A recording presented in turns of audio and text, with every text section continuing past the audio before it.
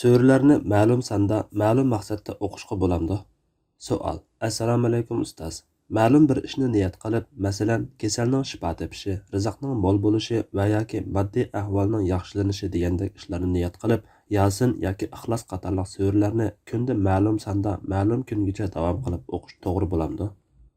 Javob. Va alaykum assalom va rahmatullohi va barakatuhu.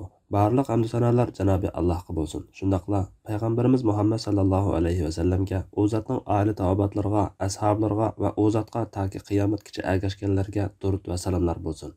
Qur'on tilovat qilish eng go'zal zikr. Shundaqla katta toatlar jumlasidandir.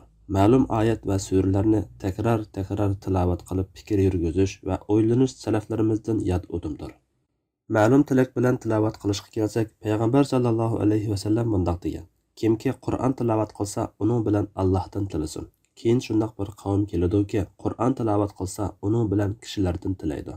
Demak, banda Qur'onni xatmi qilishi yoki ma'lum surani va yoki ma'lum oyatlarni ma'lum sanda xohlagancha tilovat qilib, Allohga iltijo tariqasida rizqning keng bo'lishi, kasaldan shifo tepishi, qarzdan va asoratdan qutulishi, oyat va surani yodlab olishi kabi dunyoliqi yoki oxiratlik uchun foydali bo'lgan arzu tilaklarni Allohdan tilasa bo'ladi.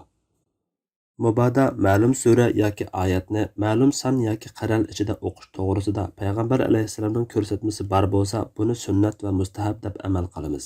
Masalan, juma kuni Kahf surasini, uxlashdan burun Ayatul Kursini, atigan oqshomda Ixlos surasi bilan keyingi muavvazatayn, ikki panohlantiruvchi sura Falaq va Nasni 3 qatimdan o'qish qatorliqlar.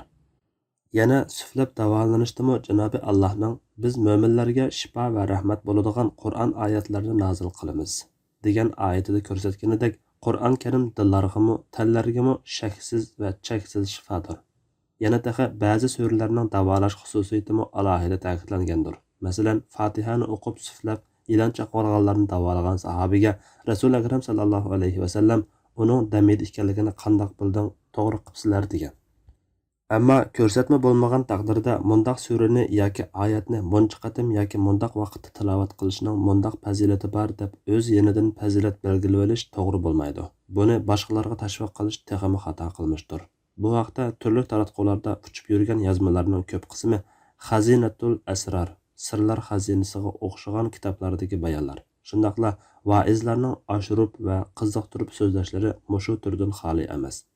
Zikr duolardimi ham shundoq.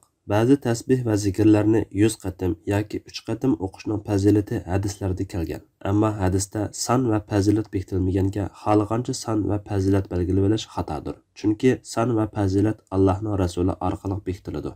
Uni ixlos bilan o'rindagan taqdirda natijasi ko'riladi. Buningga xilof bo'lgan har qanday bekitib olish shar'atda yo'q narsani paydo qilganlik va dalilsiz so'zlashdir. Sözümüzni ixchamlasak, son va vaqt hadisda kelgan bo'lsa amal qilish, kelmagan bo'lsa dinda dalilsiz so'zlashdan va bid'atdan saqlanish uchun son bekitib olishdan va uni tashviq qilishdan saqlanish kerak. Alloh eng to'g'risini bilguchidir. Fatvoda Doktor Abdul Aziz rahmatulloh.